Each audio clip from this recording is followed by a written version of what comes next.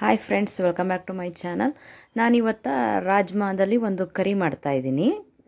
ಈ rajma ಕಾಳಲ್ಲಿ high protein ಇರುತ್ತೆ, ತುಂಬಾ ಆರೋಗ್ಯಕ್ಕೆ ಒಳ್ಳೆಯದು.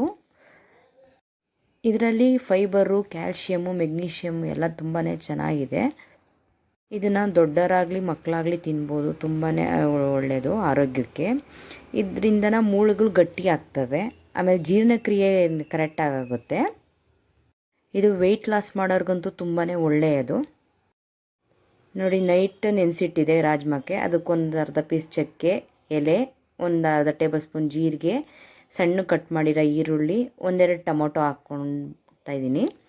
ಇದಕ್ಕೆ ಧನಿಯಾ ಪೌಡರು, ಅಚ್ಚ ಖಾರದ ಪುಡಿ, ಗರಂ ಮಸಾಲ, ಅರ್ಧ ಟೇಬಲ್ ಸ್ಪೂನು ಅರಿಶಿನದ ಪೌಡ್ರು, ಅದಕ್ಕೊಂದೆರಡು ಟೇಬಲ್ ಸ್ಪೂನ್ ತುಪ್ಪ, ಒಂದು ಸ್ವಲ್ಪ ಶುಂಠಿ ಬೆಳ್ಳುಳ್ಳಿ, ಆಮೇಲೆ ನೆಕ್ಸ್ಟು ಅದಕ್ಕೆ ಒಂದು ಸ್ವಲ್ಪ ಉಪ್ಪು, ರುಚಿಗೆ ತಕ್ಕಷ್ಟು ಉಪ್ಪು ಹಾಕ್ಕೊಳ್ಳಿ. ಒಂದು ಮೆಣಸಿನ್ಕಾಯಿ ಕಟ್ ಮಾಡಿ ಹಾಕ್ಕೊಳ್ಳಿ, ಹೆಸರು ಮೆಣಸಿನ್ಕಾಯ. ತುಂಬಾ ಟೇಸ್ಟ್ ಚೆನ್ನಾಗಿರುತ್ತೆ. ಇದನ್ನು ಒಂದು ಸ್ಮ್ಯಾಶ್ ಆಗೋವರೆಗೂ ಒಂದು 5 ವಿಷಲ್ ಕೂಗಿಸಿ. ನೋಡಿ, ಕೂಗಿಸಿ ಆದಮೇಲೆ ಫೈನಲ್ಲಾಗಿ ರೆಡಿಯಾಗಿದೆ. ಅದನ್ನು ಪರೋಟ ಜೊತೆ ಇಲ್ಲ ಚಪಾತಿ, ರೈಸ್ ಜೊತೆ ತುಂಬ ಚೆನ್ನಾಗಿರುತ್ತೆ ತಿನ್ನೋದಕ್ಕೆ. ಅಷ್ಟು ಕೂಗಿಸಿ ಆದಮೇಲೆ ಸ್ಮ್ಯಾಶ್ ಮಾಡೋಂಗಿಲ್ಲ, ಚೆನ್ನಾಗೇ ಫ್ರೈ ಆಗಿರುತ್ತೆ. ಅದಕ್ಕೆ ಒಗ್ಗರಣೆ ಏನೂ ಬೇಕಾಗಿಲ್ಲ, ಫೈನಲಾಗಿ ರೆಡಿ ಆಗುತ್ತೆ. ತುಂಬಾ ಚೆನ್ನಾಗಿರುತ್ತೆ ಟೇಸ್ಟು. ಒಂದು ಸಲ ಈ ಥರ ಟ್ರೈ ಮಾಡಿ ನೋಡಿ, ಯಾವ ಥರ ಇತ್ತು ಅಂತ ಕಮೆಂಟ್ ಮಾಡಿ. ಇದರಲ್ಲಿ ಪ್ರೋಟೀನು ಜಾಸ್ತಿ ಇರೋದ್ರಿಂದ ಮಕ್ಕಳಿಗಂತೂ ತುಂಬಾ ಒಳ್ಳೆಯದು.